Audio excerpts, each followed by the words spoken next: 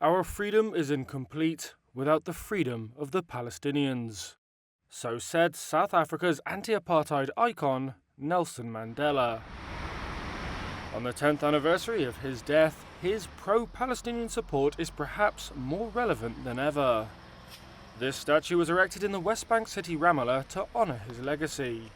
After the collapse of South Africa's apartheid regime, Mandela had, says the head of the Palestinian Commission for Prisoners' Affairs, Kadura Ferez, stayed true to his principles. He is a world icon for struggle, and he was prominently presented in the literature of the Palestinian national movement, especially the National Prisoners Movement. Often, Nelson Mandela's name was repeated when we were in prison as an example of struggle, resistance and steadfastness.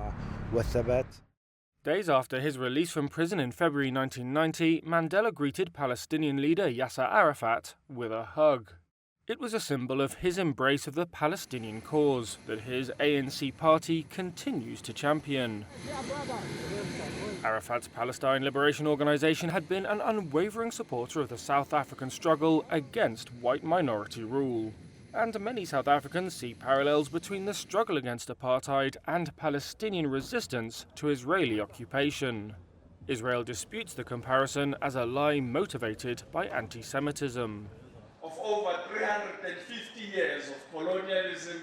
This month, Mandela's grandson, Mandela, hosted a conference in Johannesburg calling for solidarity with Palestinians.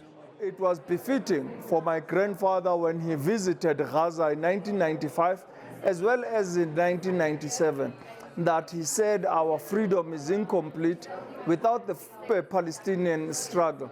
And this for him was to illustrate to the global community that this is the greatest moral issue of our time.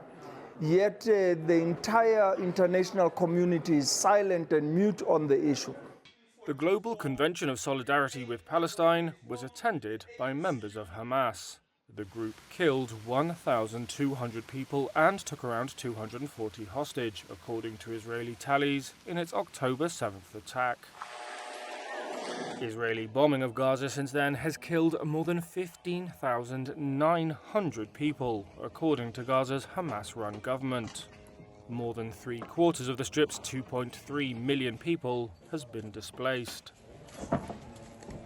Last month, the ANC backed a motion in South Africa's parliament to suspend diplomatic ties with Israel until it agreed to a ceasefire in Gaza. Some in South Africa's Jewish community, however, criticise the ANC's stance. They point out that Mandela himself eventually tried to build bridges with Israel.